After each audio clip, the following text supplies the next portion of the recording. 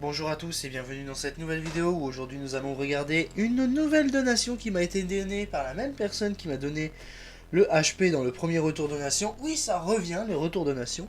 Alors, selon les dons que j'aurai, donc si toutefois vous avez des dons de pièces ou d'autres à me donner, n'hésitez pas à me contacter par mail ou tout simplement par messagerie. Donc les messageries que j'ai déjà eues, donc j'ai déjà eu sur Instagram et sur TikTok.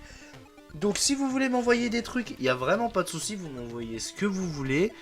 On peut en discuter, il n'y a pas de problème. Donc cette machine, ce qu'il y a de particulier, c'est que c'est un Lenovo ThinkCenter qu'on m'a donné. Donc je voulais vous présenter le produit, mais avant toute chose, ce qu'on va faire, on va justement voir l'intérieur de la machine. Donc à présent, nous voilà sur la surface de la machine, nous allons enlever la plaque. Nous avons ce genre de présentation sur cette carte mère là. Donc hop, nous avons la présence de la carte mère et d'une RAM de test vite fait que j'avais enclenché. Donc nous voilà sur l'avant de la machine. Donc nous avons un lecteur de disquette, un lecteur de CD-ROM. J'ai mis une barrette de RAM pour essayer parce que je suis pas sûr que la RAM fonctionne. Nous avons un processeur en dessous qui est un AMD Sempron 3600+. Et à l'intérieur, donc nous avons 2-3 petites bricoles. Donc comme vous pouvez voir, c'est que j'ai branché l'essentiel ici. Donc on va brancher. Et vous allez voir son comportement. Alors je sais pas si vous voyez l'écran sur le côté, mais je vais vous faire voir après. J'appuie sur le bouton d'alimentation de la machine. Donc vous pouvez voir que la machine elle fonctionne parfaitement bien, mais qu'il y a un petit souci. C'est que déjà d'une on va pas entendre le bit, et je vois que vous voyez une petite partie de l'écran. L'écran n'a aucun affichage. Donc alors j'ai mis comme quoi sur TikTok que quand je l'éteignais, voilà, donc j'ai éteint avec le bouton, mais dès que je veux relancer, ça ne veut pas se relancer. Donc d'une partie, on m'avait dit que ça pouvait être l'alimentation, ce que l'on va voir dans un deuxième temps, mais dans un premier temps, on m'a parlé du bouton d'alimentation. Donc ce que j'ai, c'est que j'ai mis de côté un bouton d'alimentation que j'ai en surface comme ça, et ce qu'on va faire avant de reprendre le test de la machine, je vais enlever en surface juste la première partie et je vais aller me réfugier par là. Donc avant toute chose, bon, je viens de trouver comment ça se tirait, c'est plutôt pratique. Un disque dur de 80 Go comme on peut voir ici, donc d'origine. Donc la personne qui me l'a donné l'avait retrouvé dans un de ses bordels, et que c'était un ordinateur qui était très lent. En même temps, pour Windows Vista, un 3600+. C'est pas le top, donc j'ai trouvé le bouton d'alimentation qui est ici. Si je prends en compte le Power SW, il est là. Alors ça va être un petit peu la course. Alors je regarde s'il n'y a pas d'autre une autre entrée plus classique, parce que c'est bon, ça va être du même niveau qu'HP, ça va être des cartes mères propriétaires, ce qui va être problématique parce que dans ce genre de boîtier on pourra pas mettre n'importe quelle carte mère. Et j'ai tout bien raccordé correctement avec un nouveau bouton d'alimentation, donc ceci ne vient pas du bouton d'alimentation puisque elle ne se lance pas. Donc logiquement elle est censée se lancer. Ça vient peut-être de l'alimentation. Pareil, c'est ce qu'on m'a dit sur TikTok. Hop, je vais débrancher tout ça. L'alimentation que nous allons utiliser, c'est une alimentation de chez Hyper. Donc c'est une alimentation qui fonctionne. C'est une no-name, mais celle-ci je la garde parce qu'elle me permet de tester les cartes graphiques. Parce qu'elle a le port dédié. Donc pour le coup, on va la brancher. Les Small Tower, c'est un bordel. Comme vous voyez, c'est notre alimentation. En plus, on a un bouton coupe. L'interrupteur en mode on. Et maintenant, allumons avec le bouton. Donc on peut voir que j'ai bien appuyé sur le bouton. Donc il n'y a pas de LED, c'est tout à fait normal. Et donc comme vous pouvez le constater, sur le bord de l'écran là, je n'ai pas d'image. Là, j'ai vraiment pas d'image. Bon, c'est pas trop problématique, mais c'est pas grave. Pour le coup, on va appuyer sur le bouton pour l'arrêter. On constate que ça s'éteint pas. Si on reste appuyé dessus, on va rester appuyé. Alors, ça ne veut pas s'arrêter. Donc, j'ai pas essayé avec cette carte mère là, mais c'est totalement con. Alors, ça vient pas de l'alimentation. Donc, on va appuyer sur... J'ai appuyé directement sur l'interrupteur pour voir si ça fonctionne. Alors... Maintenant, on va remettre son bouton d'origine. On remet sur le bouton Power. Donc voilà sur notre carte mère vraiment en surface. J'appuie sur le bouton. C'est lancé, il n'y a pas de problème. Puis en plus la LED elle fonctionne, elle s'affiche. Hop. J'ai pas d'image, ok, il n'y a pas de souci. Je vais éteindre maintenant. Ça s'est éteint. Si on rallume, Voilà, donc le souci c'est que ça redémarre pas. Alors quel est le souci de cette carte mère? Bon, on va le voir à présent en démontant la bestiole. Donc voilà, donc comme vous voyez, j'ai bien enlevé toutes les vis de la carte mère. Je vais essayer d'enlever la carte mère vraiment le plus soigneusement possible. Normalement, c'est pas trop à faire, mais bon, je me demande comment ils se sont fait chier pour installer une carte mère comme ça. Donc c'est un peu hard. On va essayer d'enlever... Hop là, j'aurais dû enlever l'alimentation. Donc voilà de la carte mère, on peut voir qu'ici c'est assez poussiéreux, donc bon, ce qui est normal, hein, c'est un truc qu'on m'a donné. Donc forcément là où c'était, ça a dû prendre la poussière.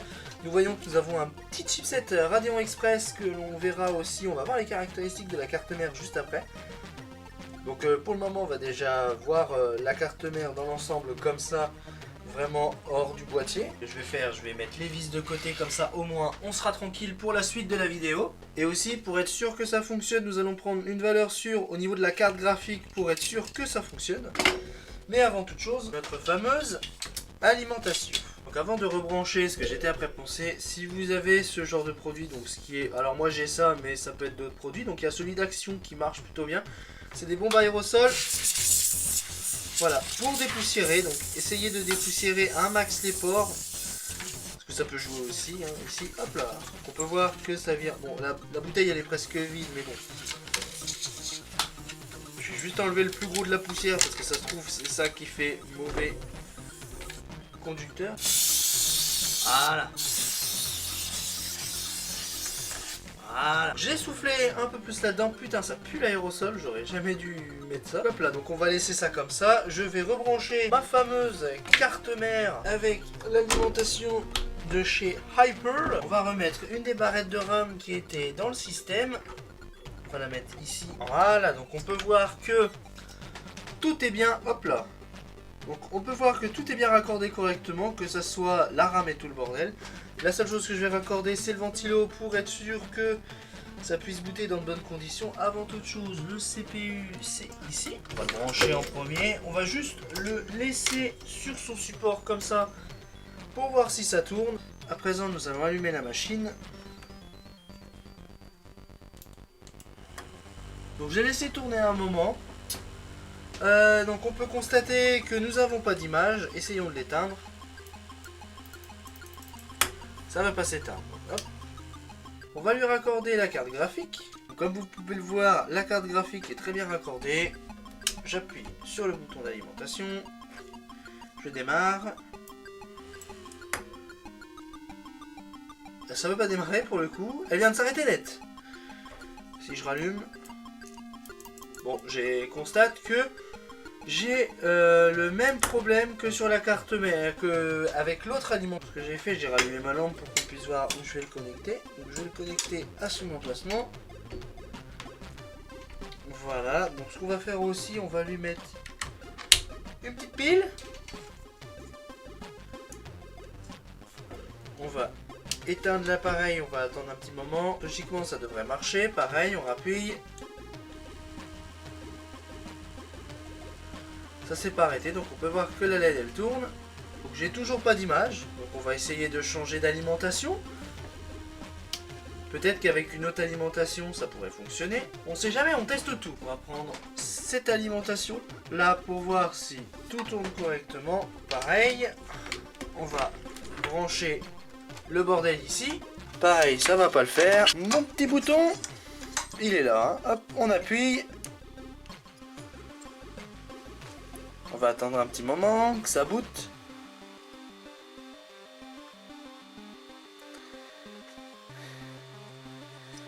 Si j'éteins, voilà, donc j'ai arrêté en appuyant sur le bouton. Et si je redémarre, voilà, donc ça me fait le même problème. Donc du coup, qu'est-ce qu'elle a cette carte mère? C'est tout simple, la carte mère elle est décédée, elle est morte. Donc nous avons un petit problème peut-être interne à cette carte mère. Qu'est-ce que ça va être? Je me pose la question, la RAM, l'alimentation ou je ne sais pas quoi, je vous en dirai plus après. Donc alors du nouveau sur cette carte mère, ça fait le deuxième jour que je m'en occupe et j'ai enfin réussi à la relancer cette carte mère. Donc on a 4 Go de RAM à l'intérieur, nous avons notre processeur qui est le même, donc le Sempron 3600+. Et ce que j'ai fait, j'ai utilisé un pistolet à air chaud pour passer sous ces chipsets là. Bien évidemment j'ai aussi réinitialisé le BIOS, j'ai tout fait avant. Donc dans un premier temps, ce que j'ai fait, j'ai réinitialisé le BIOS, réinitialisé beaucoup de choses. Et après, vu comme ça se relançait pas, j'ai décidé de m'étaler sur ces deux chipsets là. Ces deux chipsets qui sont là, qui avaient certainement un léger problème de soudure, je les ai recollés grâce à un pistolet un pistolet à air chaud en fait. Tout simplement au-dessus des CPU qui sont là et en dessous, donc ce qui a permis de tout simplement remettre les billes d'aplomb ensemble, ce qui fait que j'ai un ordi qui se lance. Regardez-moi ça, comme vous voyez elle s'est relancée, donc tout simplement, donc ce que je vais faire, je vais retourner dans le setup.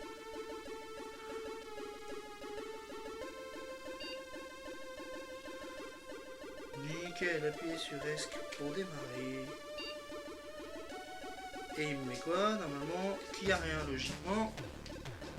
Ce qu'on va faire, on va juste connecter un Zora OS. Ok, donc le Marvel, il n'est pas connecté, mais ce n'est pas grave. Hop là, j'éteins. Et ensuite, ce qu'on va faire pour tester cette machine, on va utiliser notre petit SSD où il contient Zora OS à l'intérieur. Heureusement que c'est un SSD que je mets là. Regardez, hop, ça charge. Donc on va le laisser charger. Annuler. Annuler.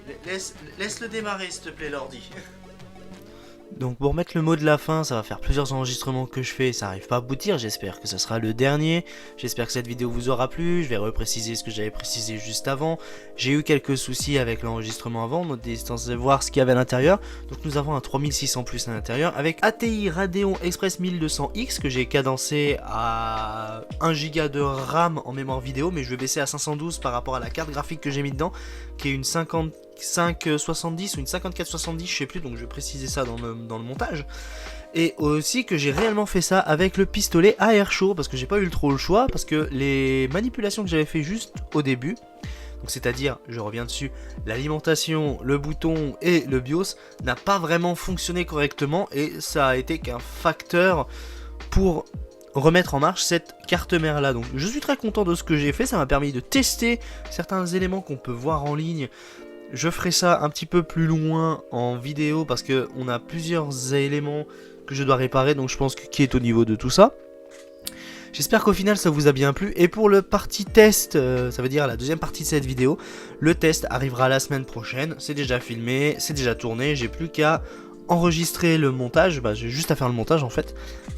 Et on se retrouve la semaine prochaine. Allez, bonne journée à vous, à la prochaine, et portez-vous bien.